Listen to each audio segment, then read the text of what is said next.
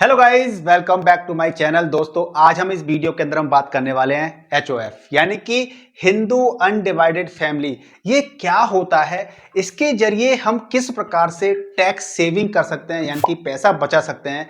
Video काफी informative होने वाला है। वीडियो को पूरा आखिर तक देखिएगा, क्योंकि अगर आप कुछ चीजें मिस कर देते हैं, छोड़ देते हैं, स्किप करेंगे वीडियो को, तो आप काफी कुछ मिस कर जाएंगे।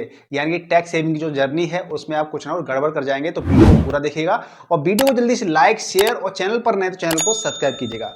और एचओएफ को आप रजिस्ट्रेशन करना चाहते हैं, इसको लेना चाहते हैं, इसका फायदा लेना चाहते हैं, तो धन जो है उसका लिंक ब्रोकर है, धन ब्रोकर है, उसका लिंक मैं वीडियो के डिस्क्रिप्शन में डाल दूंगा। आप उस पर क्लिक करके इजी और कुछ आसान से स्टेप में आप एचओएफ को रजिस्ट्रेशन करा सकते हैं।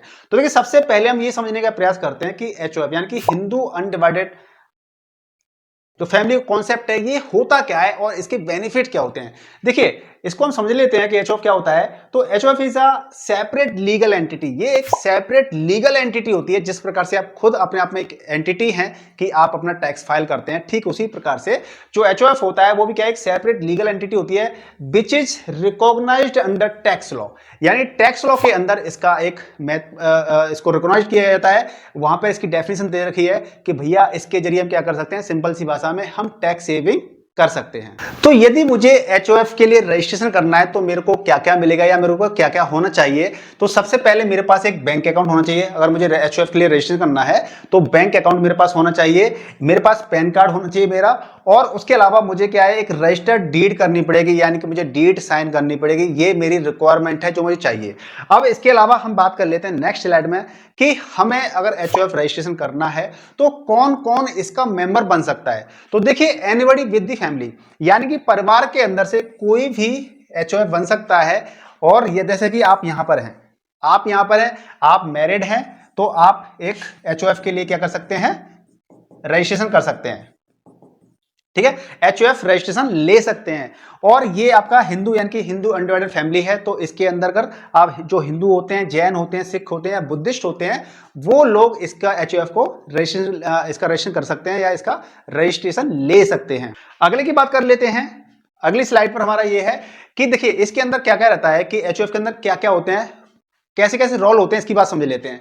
देखिए, यहाँ पे सबसे पहले क्या होता है, कर्ता होता है। यानी कि जो एचओएफ का जो मैन हेड होता है वो कर्ता होता है।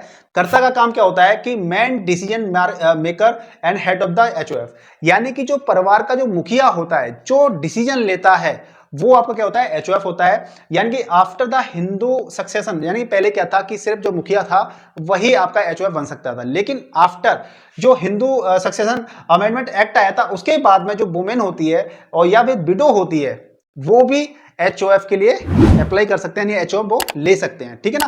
इसके अलावा क्या रहता है, को पार्टनर्स होते हैं। को पार्टनर्स क्या होते हैं, जो कि born in the family with equal rights. जो परिवार में जो बच्चे पैदा होते हैं वो को पार्टनर्स बनते हैं।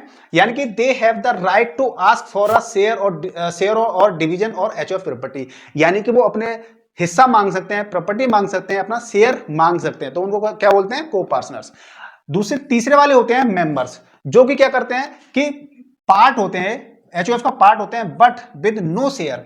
ये पार्ट तो होते हैं उसमें एचओएफ में, लेकिन कोई शेयर नहीं होता है। यानी they cannot demand for a partition और claim ownership in the HOF asset. तो एचओएफ की जो एसेट्स होती हैं उनमें कोई भी क्लेम नहीं कर सकते हैं, कोई भी डिमांड नहीं कर सकते हैं, लेकिन वो सिर्फ मेंबर्स होते हैं। ठीक है ना। तो इस प्रकार से आप समझ गए होंगे कि किस प्रकार से एचओएफ के अंदर क्या क्या मेंबर्स होते हैं। अब इसको पूरा हम समझ लेते हैं, स्ट्रक्चर ऑफ एचओएफ क्या होता है। हिंदू अनडिवाइडेड फैमिली का जो सिस्टम है, एचओएफ है, इसके अंदर जो स्ट्रक्चर ऑफ एचओएफ है वो कैसे होता है। तो देखिए, आप देख सकते हैं कि यहां पर स्क्रीन पर क्या है, करता है, यानी कि मिस्टर कुश एंड मिसेस कुश हैं। तो करता है, ये यहां पे करता है, इन्होंने क्या किया, एचओएफ रजिस्टर करा रखा है। तो एक वर्क कैसे करता है, और ये इनकी पत्नी है, वाइफ है, इनकी 2 बच्चे हैं, सन एंड डॉटर। ठीक है।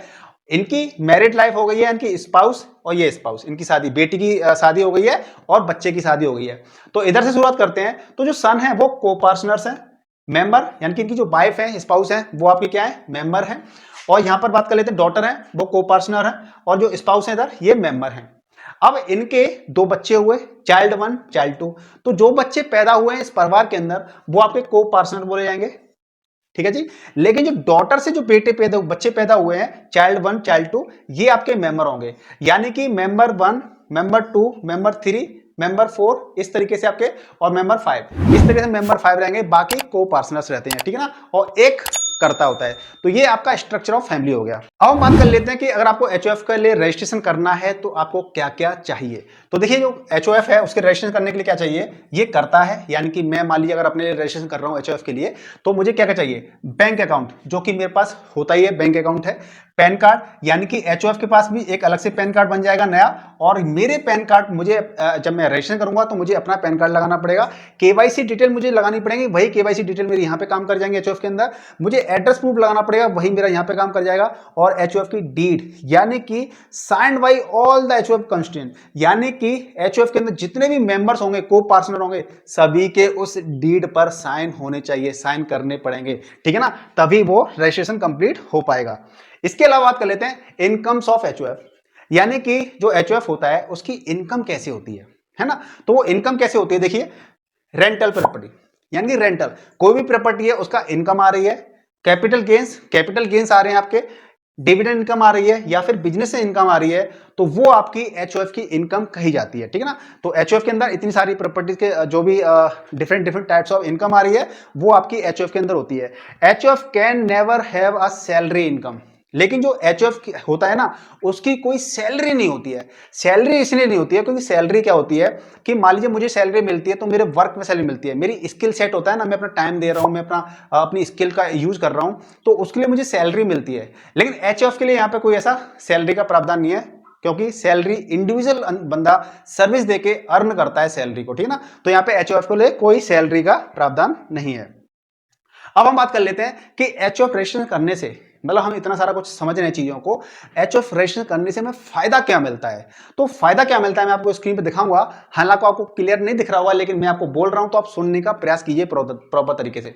सेक्शन, बेनिफिट्स और डिटेल, हमें फायदा क्या मिलता है एचओएफ करने से, देखिए एक एक करके बात कर लेते हैं। सेक्शन 80C के अंदर हमें मिलता है tax deduction up to 1.5 lakh rupees, यानी कि हम एलआईसी पॉलिसी करते हैं, एलएसएस म्यूचुअल फंड के अंदर इन्वेस्ट करते हैं, पीपीएफ करते हैं, तो हमें 1.5 लाख तक का डिडक्शन हमें 80C के अकॉर्डिंग हमें डिस्काउंट मिल जाता है, फायदा मिल जाता है। सेक्शन 80D, यहां पे टैक्स डिडक्शन ऑन प्रीमियम, जब हम प्रीमियम्स पे करते हैं वहां पे हमें 80D के अकॉर्डिंग प्रॉफिट मिल जाता है, फायदा मिल जाता है। एचओएफ मेंबर्स हेल्थ इंश्योरेंस, जो एचओएफ के मेंबर्स होते हैं ना, उनको हेल्थ इंश्योरेंस मिल जाता है।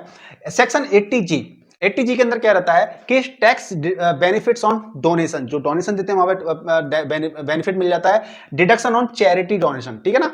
इसी तरीके से गिफ्ट टैक्स एग्जेम्पशन रिलेटिव्स के लिए क्या रहता है, tax free gift from relatives, जो रिलेटिव से हमें गिफ्ट मिलते हैं वो टैक्स फ्री होते हैं, ठीक है ना। इसी प्रकार से gift from relatives extent, gift tax exemption non relatives होते हैं, उनसे हमें जो गिफ्ट मिलते हैं तो वहां पे क्या रहता है, टैक्स फ्री गिफ्ट्स 50,000 से कम तक के लिए हमें छूट मिलती है, डिस्काउंट मिलता है, एग्जेम्पशन मिलता है। इसी प्रकार से gift less than 50K from non relatives exempt, ठीक है, ये फायदा हो गया।